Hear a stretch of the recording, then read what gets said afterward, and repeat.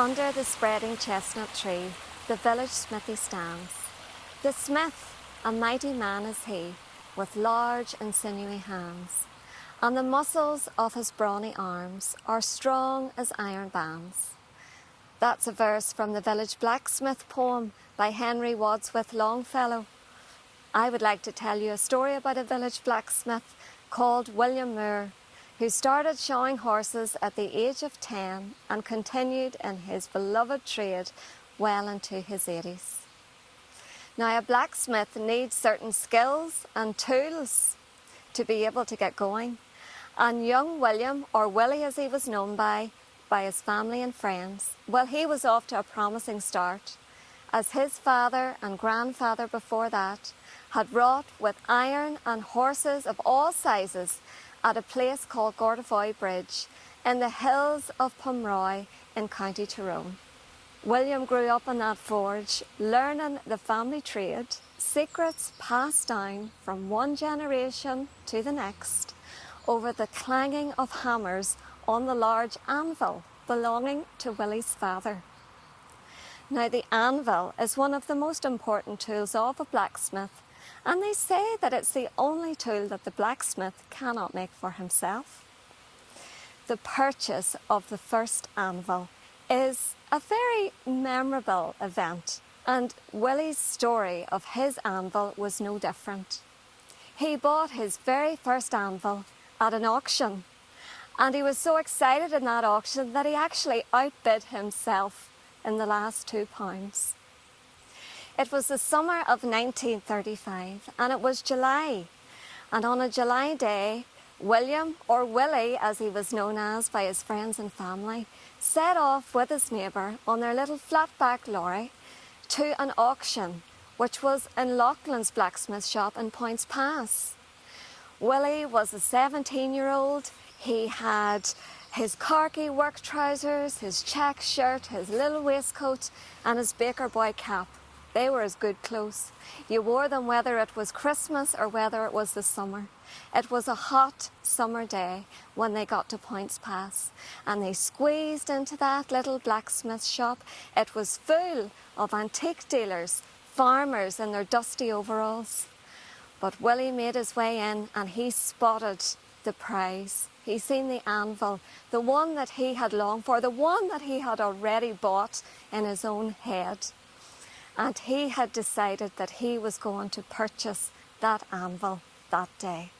He didn't have much money. He kept it tight in his pocket. He looked round a few things. He did buy a set of anvil set tools, but that was all, because he was saving the rest for that anvil. He lingered round that anvil, didn't go too far from it, but he soon discovered that there was a lot of other people had the same idea. It was like waves around a rock, backwards and forwards, and when the auctioneer finally perched himself at that anvil, the waves just gathered round that rock. William was getting a little more self-conscious as he looked around and thought that he wasn't the only one who wanted that coveted anvil. The auctioneer stood up beside it, straightened his jacket. He was solemn and businesslike, and Willie wasn't too sure whether there was going to be much dealing in him. But the auctioneer stood up and he started the bid. He looked around the gentlemen. £20, he shouted. Silence. Nobody even raised an eyebrow. 10, gentlemen, we'll start it at 10. Still nothing. And Willie nodded his head. He raised his hand. £3. Well, the auctioneer just looked at him. It was an absolutely ridiculous bid. But he started the bid anyway. Can I hear 4? 4 came from the other side of the room. Look back at Willie, who bid 5. Somebody then bid 7. The auctioneer looked back at Willie. Willie's pulse was definitely going at such a rate, it just matched the chant of the auctioneer. He was firmly in auction fever. Looked at Willie, and Willie nodded his head. £8. The auctioneer looked away, and Willie could feel his heartbeat just pumping in his chest right up into his throat. The auctioneer looked back at him, and for what seemed like an absolute eternity, looked at Willie. He didn't know what to do, where to go from here. He only had £10 in his pocket. So, in his teenage voice, with it beginning to crack, he raised his hand. £10! Well, the auctioneer just looked at him. He didn't really know where to go from here. Willie stared at him and he stared back. Willie thought that it was just going to last forever. When suddenly the auctioneer raised his hand. £10 going once, £10 going twice, and 10 for the last time, sold. The hammer went down. Willie looked at his neighbour. He couldn't believe his luck. He went up to that anvil that weighed nearly as much as he did, and he lifted it and he brought it out to that little flat-backed lorry, and they took it back to Gortavoy Bridge. He was so pleased with himself, and he worked on that anvil for years. But in the 1940s, he actually had to sell that anvil, for that was around the time the tractors were beginning to come on land, and there was less work for the faithful four-legged friends. He always regretted having to sell that first anvil, considering the way that he had bought it. Willie's talents went far beyond making shoes for horses. If I had time, I tell you about the lucky horseshoes that he made, and brides-to-be came from all over the county to get those horseshoes.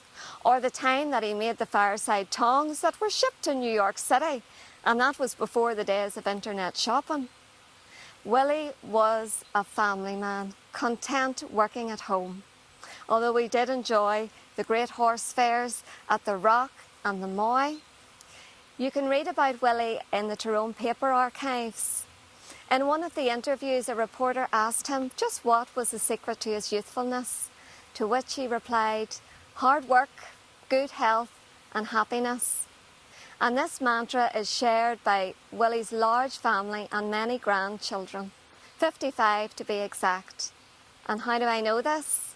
Well, I am one of the 55.